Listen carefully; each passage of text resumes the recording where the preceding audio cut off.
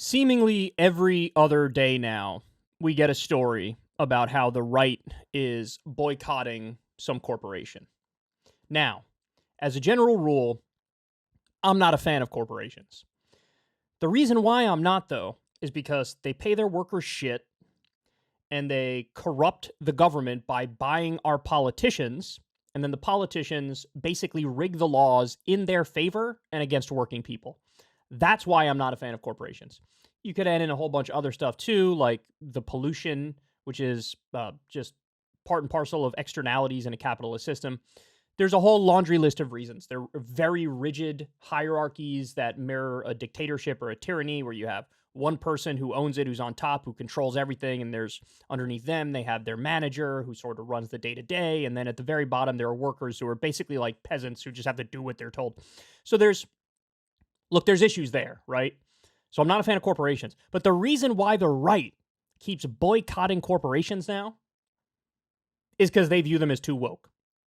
So in other words, how dare you sell a product that has a rainbow flag on it? I'm offended, and now I'll boycott you. That's what we're looking at. So I literally can't even keep track. So I know Bud Light was a big one recently because they did an ad campaign with Dylan Mulvaney and put Dylan Mulvaney's face on some Bud Light cans. Dylan Mulvaney is trans, so that led to a big, backlash. And I think during Pride Month, virtually every corporation does some pro-LGBTQ thing, right? So they're going to have nowhere left to shop, which, by the way, welcome to what it feels like being on the left, because people on the left generally try hey, I want to buy clothes that are not made in some sweatshop in Malaysia or whatever. And it's like you can't find enough ethical companies within the context of our current system.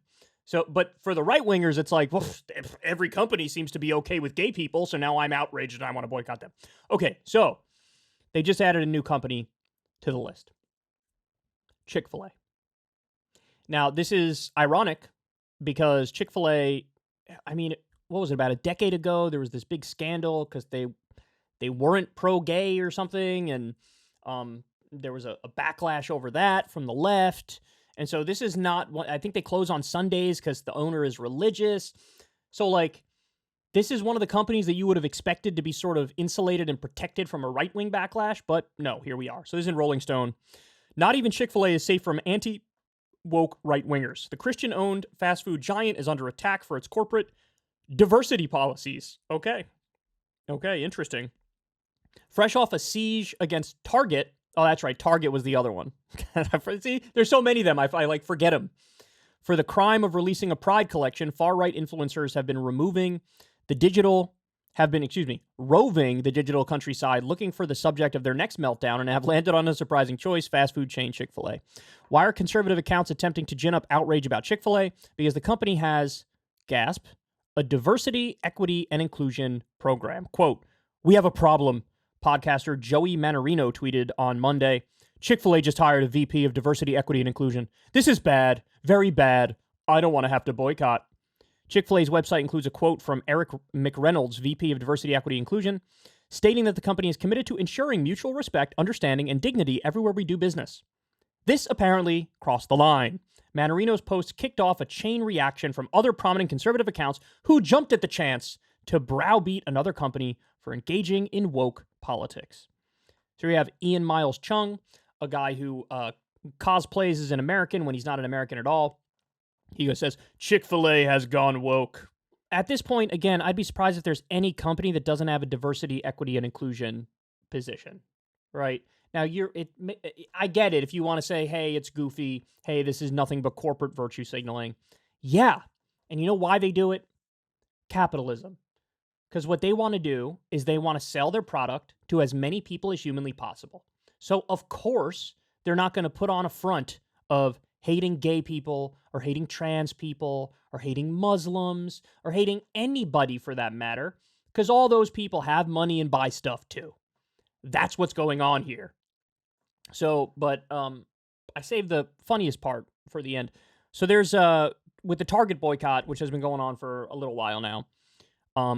There's this MAGA rapper by the name of Forgiato Blow. I don't even know if I'm pronouncing that right. I can't play the music video here for you because of copyright reasons, but I listened to the whole music video yesterday, and it's just a terrible rap song. It shot up to either number 2, maybe even number 1 on the charts, on like the iTunes charts. And my guess is it's because people were just curious what it sounded like. I don't think people are actually listening to it and like, oh, put that on repeat. This is my jam right here. I don't think people are doing that. I mean, maybe some people are, but it's hilarious now watching the rise of these like griftery right-wing rappers and stuff like that. So this guy, Forgiato Blow, he went on Fox News to talk about his music video, which, by the way, they seemingly just showed up to a random Target when it was like, around closing time and it was kind of empty, and they just shot the music video in there. Fun for everybody. Can you imagine while you're going to, you're going to buy like toilet paper or something, and you see guys shooting a music video and they're talking about how, Target is targeting your kids. I mean, that seems to be their line because they have had a pro-gay line, right? So anyway, he goes on Fox News. He talks about his music video and how it blew up and Target and how evil Target is. And this is what we get. I love this. I think it's just showing what the world needs. Like I said, it all starts with the children. Somebody has to stand up for the kids. Somebody has to stand up for the children. That's where they start with, this agenda with the younger group. They're easily manipulated by making them feel like, this is what everybody's doing. This is what you should be doing. And it's just not right. They're not sending their best. They're easily manipulated. This is the guy you want to get your political takes from. This is the guy you want to be in bed with ideologically. And look, that point at the end is the thing I take most issue with. This idea of like, hey, it's a fad. It's a fad. They're just trying to get kids to hop on board the fad. Really? My understanding was society came to believe, correctly in my opinion, that you're just sort of born that way, right? It's that big Lady Gaga song, which sort of touched a nerve because it seemed intuitively true. I mean, there are times, I've met young kids who you meet the kid and then later on when the kid's not there, you say to your buddy, you're like, I think the kid's gay, right? Like everybody's had that experience. Everybody's had that experience where it's like, you kind of know. It's just the vibe is there. And sometimes, most of the time you're probably right. Sometimes you're wrong. But like, people are what they are. They are who they are. I think this idea that it's a fad is super overstated, even when it comes to trans people, because that's the new target. I mean, they brought gay people back into the threshold now, where they're going after them too again. There's been a regression on that front among the far right. People are going after gay people too. Just look at the Ted Cruz scandal that recently happened. But trans people are the new target, and the claim is, hey, you're just sort of through the power of culture, influencing kids to just become trans. Well, I got news for you. The ones who take the steps of like, I'm going to take puberty blockers, or I'm going to take hormones, or when they're older, I'm going to get some sort of a surgery, some gender-affirming surgery. The ones who go to that point, like 99% of them are just trans. It's not like society brainwashed them into becoming trans. It's not like little Bobby wakes up on a random Tuesday when he's 7 years old and says, Papa, I'd love to chop off my dick and balls. That's what I like to do. It's not a thing, bro. It's just not a thing. And so instead of just accepting people for who they are and what they are, it's this movement of like, how dare you acknowledge their existence? How dare you sell products that, coincide with their ideology? And we're against it.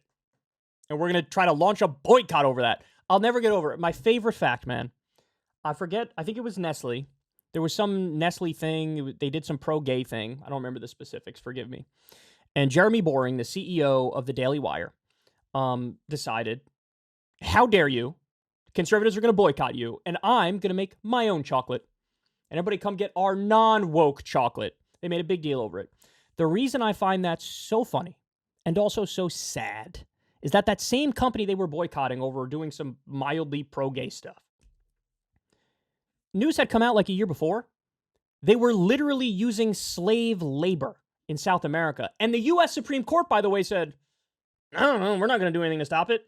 It seems like the slavery is so many layers removed that I don't know how we could punish this company. I don't know how we could try to stop the modern day slavery. When news came out, Nestle was using slave labor.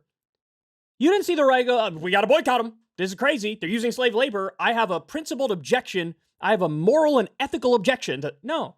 They save the moral and ethical objection to, like, you acknowledge the existence of gay people. Oh, man. The only people here being manipulized, whatever word he said, are the far right.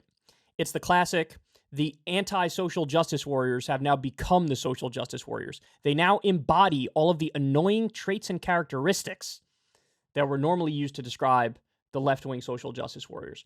They're loud, they're aggressive, they're unreasonable. All they want to do is censor and boycott and fire. Who's doing all that stuff here? You tell me. Hey, y'all, do me a favor and like and subscribe. It helps out big time in the algorithm. Click the bell as well for notifications when videos drop, and watch that video on screen right now. You know you want to.